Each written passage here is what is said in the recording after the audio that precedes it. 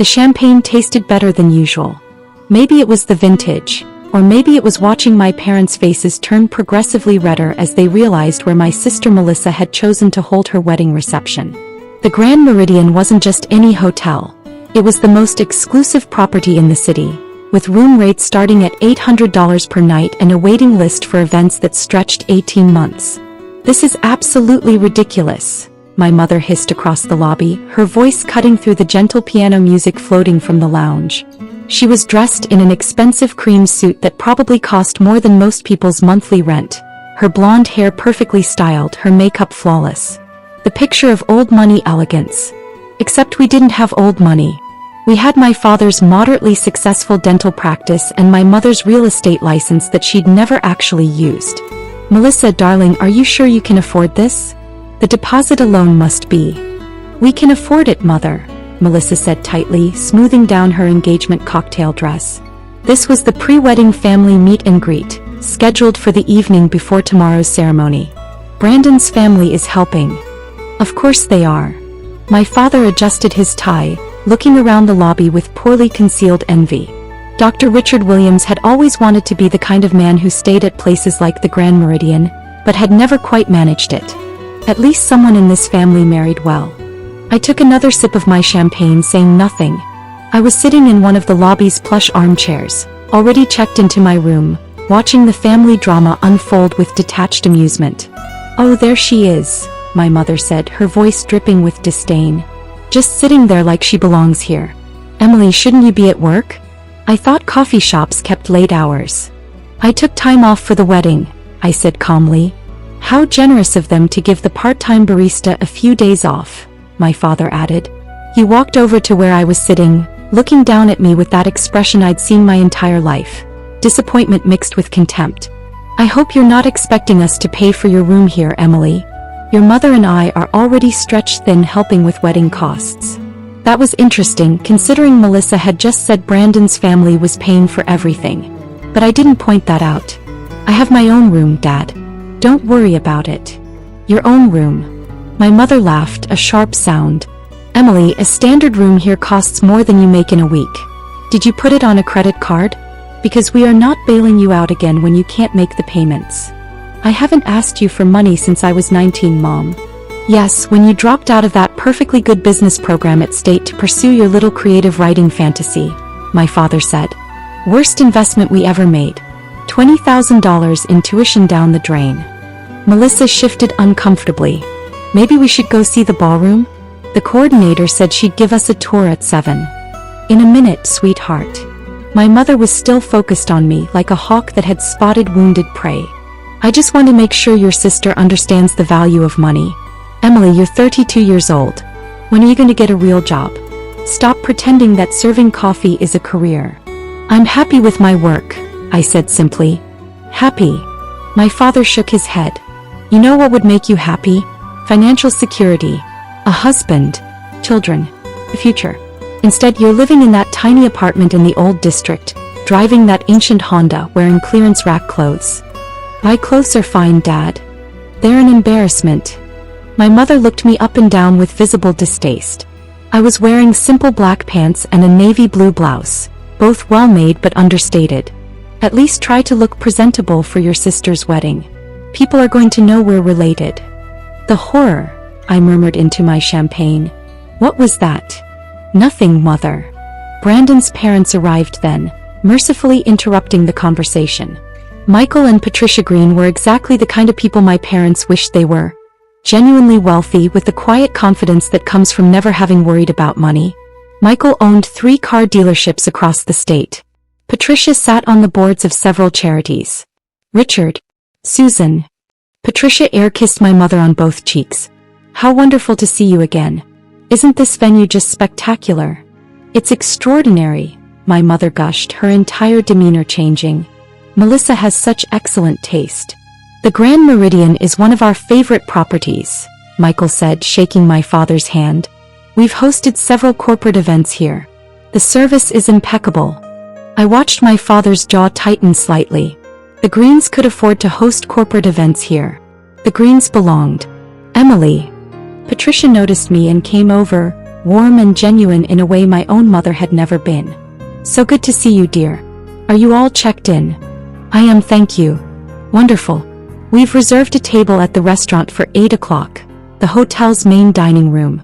Please join us. Family dinner before the big day." "She probably can't afford it," my father said loud enough for everyone to hear. "The restaurant here has a prix-fixe menu that's over $100 per person." The lobby seemed to go very quiet. "I'm sure Emily can manage," Patricia began, looking uncomfortable. No, Richard's right." My mother jumped in, clearly relishing the opportunity to explain my failures to Brandon's parents. "Emily works at a coffee shop. Part-time. She's been struggling ever since she dropped out of college to find herself. We've been supporting her for years really, but at some point tough love is necessary." Every word was a lie, but I didn't correct her. "Not yet." "I had no idea," Patricia said carefully. "Emily, if money is tight, please don't feel obligated." "I'll be at dinner," I said. 8 o'clock. My father laughed. "With what money?" "Emily, stop trying to pretend. It's embarrassing. You can't afford to eat here, you definitely can't afford your room, and we're not covering it. Your mother and I have already spent a fortune on this wedding." "Actually, we covered the wedding," Michael said quietly. "We were happy to do it." My father's face went red. "Well, yes. We meant the other expenses. Travel. New outfits for the rehearsal dinner. Gifts. It adds up." "I'm sure," Michael said, diplomatically neutral. Melissa looked like she wanted the marble floor to open up and swallow her. Brandon was staring at his shoes. This was supposed to be a happy family gathering, and my parents had turned it into a public dissection of my supposed failures. "The point is," my mother continued, "Emily needs to start being realistic about her life choices. She can't keep living in fantasy land, pretending she's successful when she's barely scraping by. Look at her sister. College degree, successful career in marketing, marrying a wonderful man from a good family. That's what success looks like." "Mom," Melissa started. "Don't interrupt, sweetheart. Someone needs to tell your sister the truth." My mother turned back to me. "Emily, you need to wake up. You're not getting any younger. No decent man wants a woman in her 30s with no career, no assets, no prospects.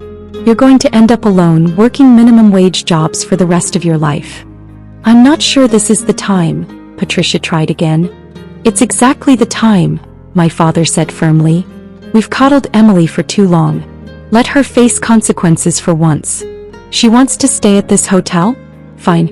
Let her figure out how to pay for it herself. She wants to eat at an expensive restaurant? Great. Her credit card, her problem. Maybe a little financial reality will finally teach her something about responsibility."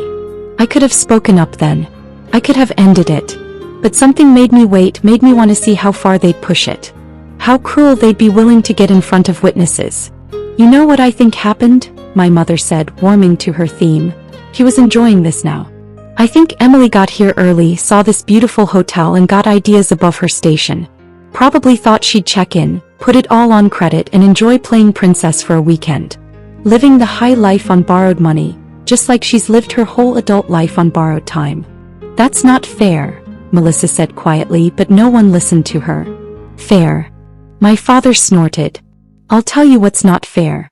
Working hard your entire life, building a successful practice, putting 2 daughters through private school, paying for college, only to have one of them throw it all away.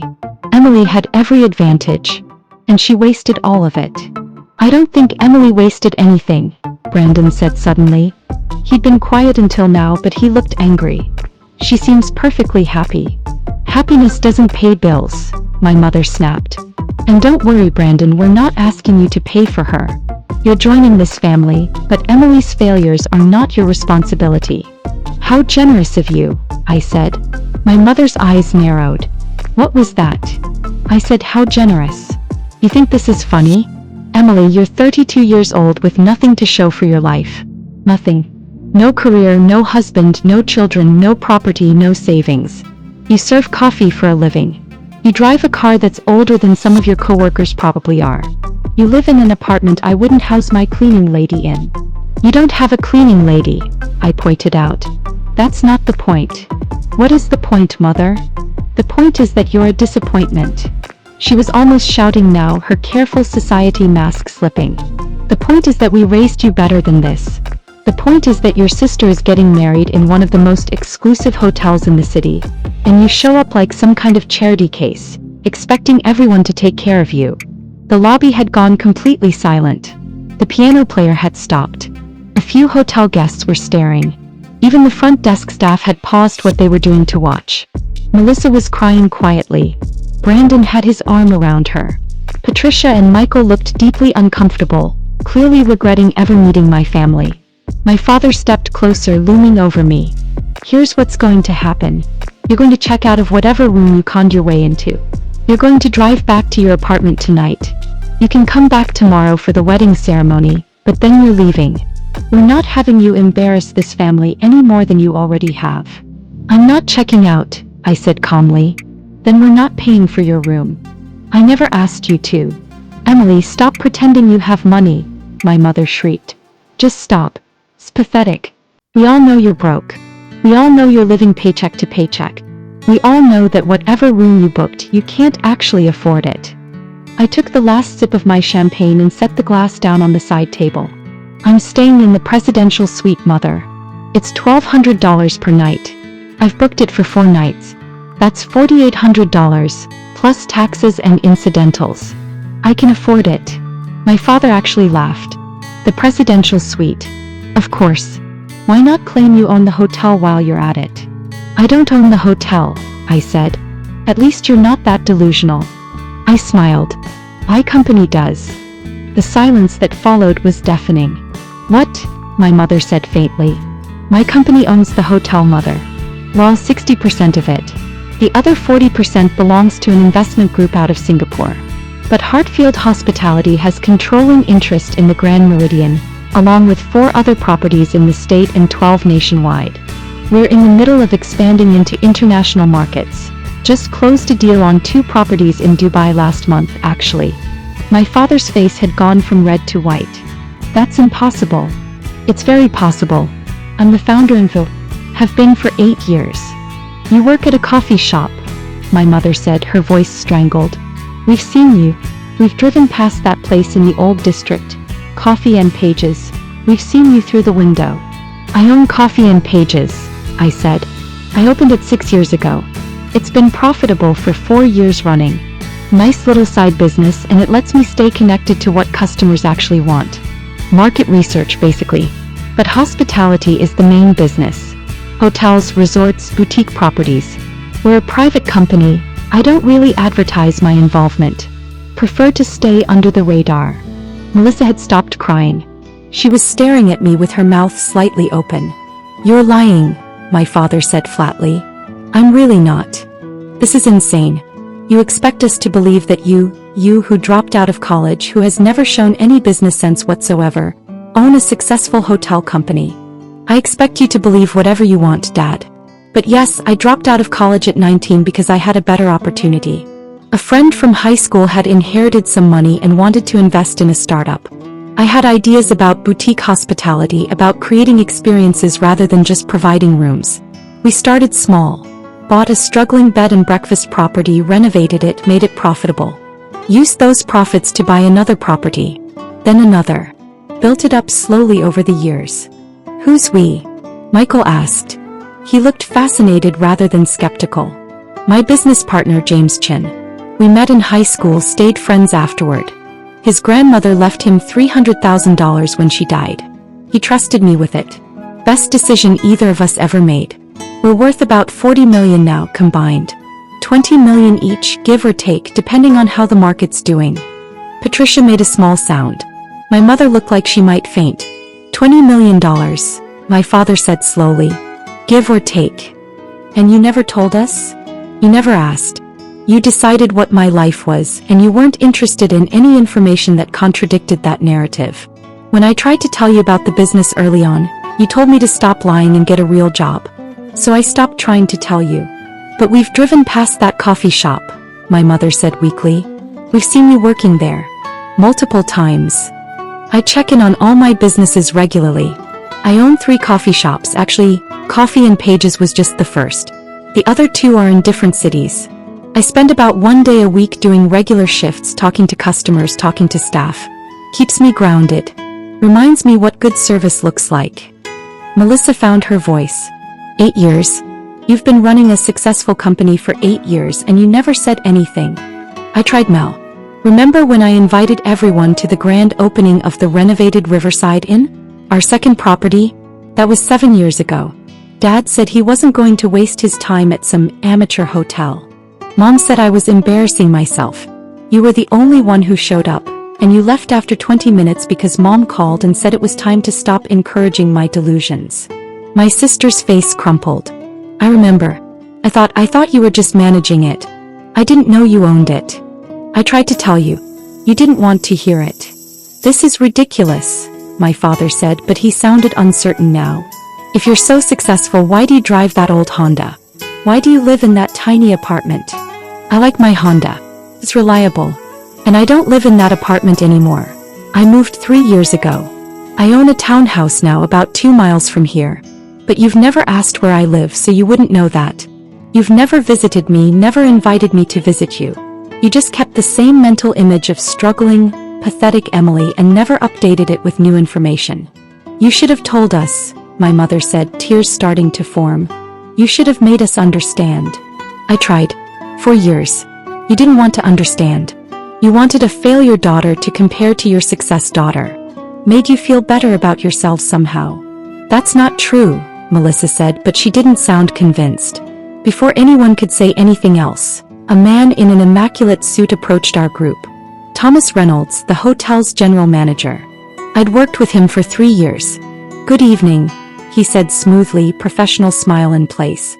I hope everyone is enjoying their stay at the Grand Meridian. His eyes found me. Ms. Williams, I wanted to confirm, your usual suite is ready. We've stocked the champagne you prefer and made sure the fresh flowers are in place. The presidential suite, correct? Thank you, Thomas. Yes, that's perfect. Excellent. And regarding your family's rooms and restaurant reservations, shall I bill everything to your company account as usual, or would you prefer separate billing? The question hung in the air like smoke. Thomas, I said carefully, these are my parents, Dr. Richard and Susan Williams, and this is my sister Melissa and her fiancé Brandon Green, and his parents, Michael and Patricia Green. Wonderful to meet all of you. Thomas nodded politely. Ms. Williams has arranged for the wedding tomorrow to be complimentary, of course. Everything, venue, catering, flowers, all of it. Her gift to the happy couple. And I have everyone's rooms ready. Should I put everything on the company account? My mother made a sound like a deflating balloon. Actually, I said, I think my parents would prefer to handle their own room charges. They've been very insistent about not accepting financial help from me. Thomas looked confused. Of course, if that's what they prefer. However, the room they requested, the Grand Suite, is $1,600 per night. They've booked 3 nights. Should I charge that to their card on file? My father had gone gray. The Grand Suite. I kept my voice neutral. That's more expensive than my presidential suite, Dad. I thought you said I couldn't afford to stay here. This is a misunderstanding, my mother said frantically. We didn't realize the room would be so expensive. We just told them we wanted something nice. Something nicer than what you thought I could afford, I said. Something that would show you were more successful than your disappointment daughter. Emily. Mr. Reynolds, I said, please put my parents' room and all associated charges on my company account. Consider it a wedding gift. For Melissa, not for them. Very generous, Ms. Williams. And dinner tonight? I have a table reserved for your party at 8 in the main restaurant. Company account for everyone, I said, including wine pairings. Excellent. I'll make a note. Please let me know if there's anything else you need. Thomas nodded to the group and walked away, leaving behind a silence so thick you could cut it with a knife. My father opened his mouth, then closed it again. My mother was crying openly now, mascara running down her carefully made-up face. Emily, Patricia said gently, that was extraordinarily generous. It's Melissa's wedding, I said simply. She deserves a perfect day. That's all I care about. Michael was looking at me with something like respect. Hartfield Hospitality.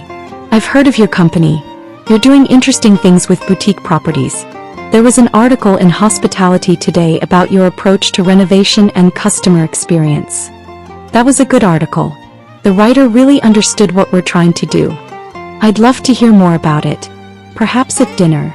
I'd be happy to talk business. Brandon cleared his throat. So, the wedding is paid for? Everything. Everything. Venue, food, flowers, music, everything. It's the least I could do for my sister.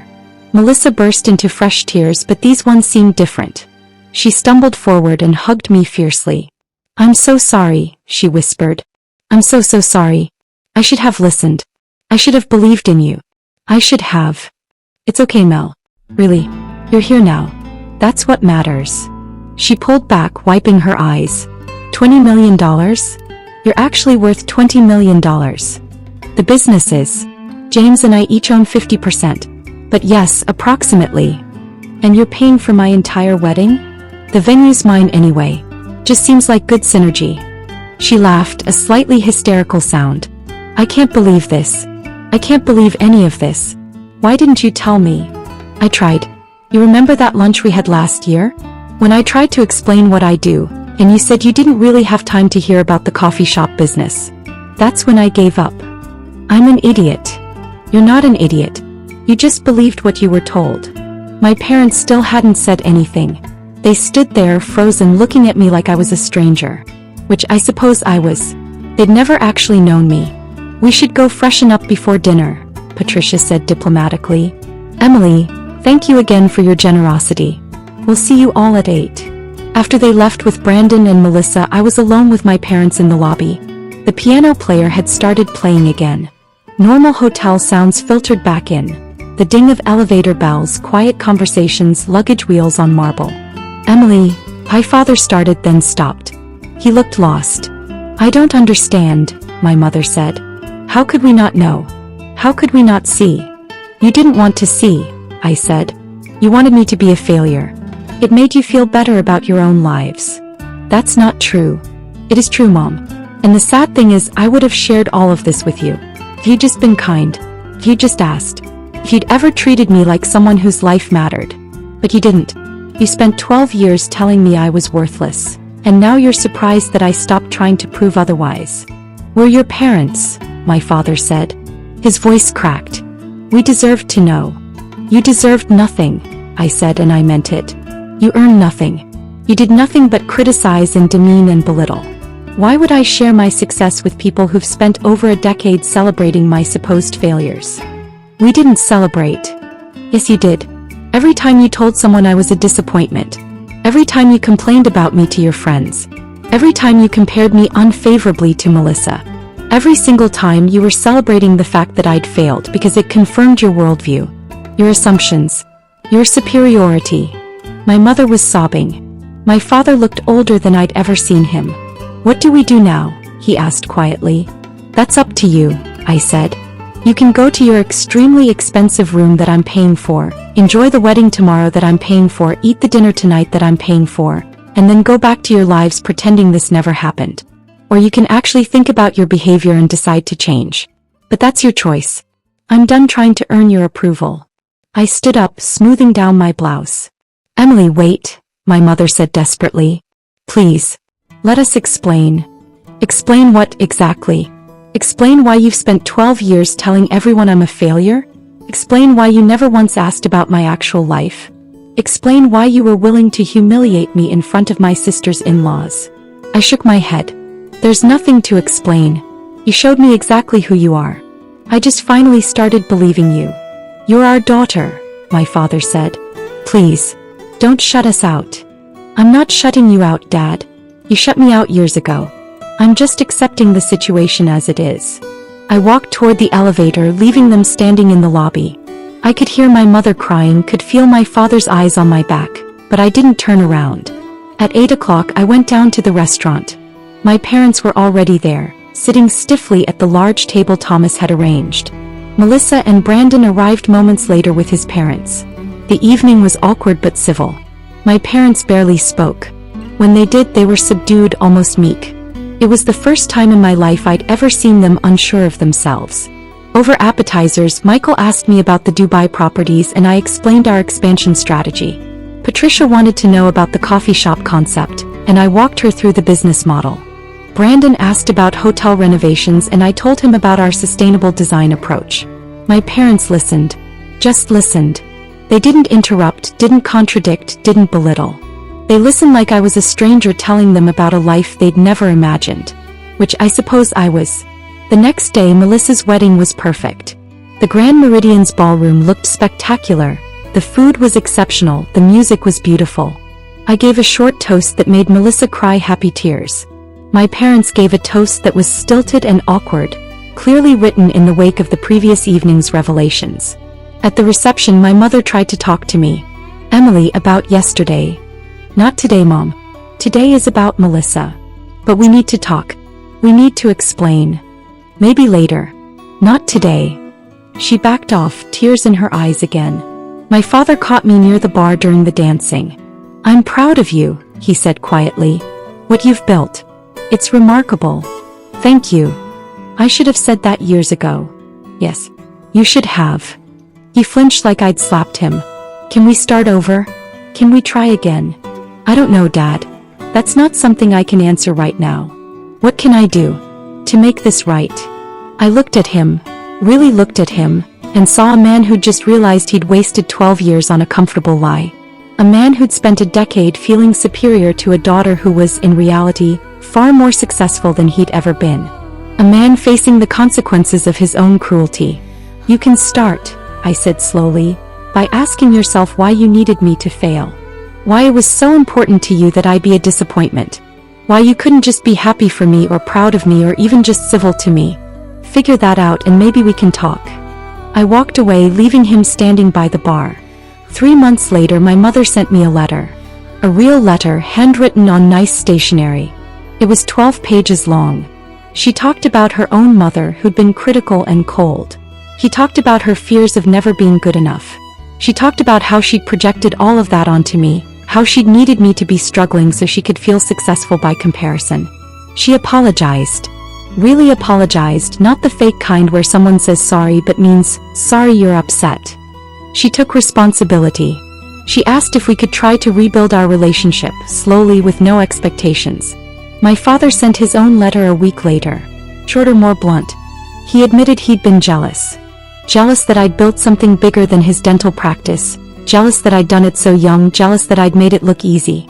He said he'd spent years resenting me for succeeding where he'd only done adequately, and he'd tried to cut me down to size to make himself feel better. He also apologized. He also asked for a chance to start over. I didn't respond immediately.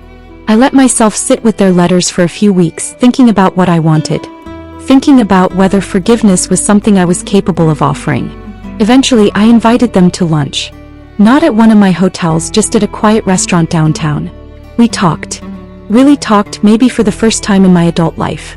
They asked questions about the business, about my life, about my plans. They listened to the answers. They didn't criticize or correct or belittle. It wasn't perfect. Probably never would be. But it was a start. Melissa and I grew closer. She felt terrible about the years she'd spent believing our parents' version of my life, and she was determined to make up for it. She became one of my biggest supporters, actually.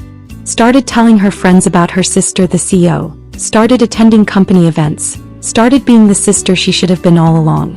As for my parents, we're working on it. Fully.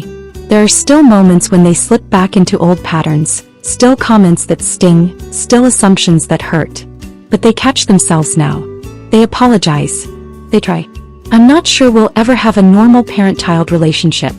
Too much damage, too many years of pain. But we have something. Some kind of relationship that acknowledges the past while trying to build something better for the future. And honestly, that's enough. I don't need them to be perfect. I just need them to try. But I'll never forget standing in that hotel lobby, watching their faces as they realized everything they'd believed about me was wrong. Watching them understand that their disappointment daughter was more successful than they'd ever imagined. Watching them face the consequences of 12 years of cruelty and contempt. That moment changed everything. Not just for my family relationships, but for me. It was the moment I finally stopped carrying the weight of their expectations, stopped trying to prove myself to people who'd never wanted to see the truth. The Grand Meridian is still one of my favorite properties. Sometimes I stay in the presidential suite just because I can, ordering room service and watching the city lights and remembering that night. Remembering the look on my father's face when the manager called me Ms. Williams and asked about my usual suite. Remembering that sometimes the best revenge is simply being yourself and letting other people face the reality they tried so hard to deny.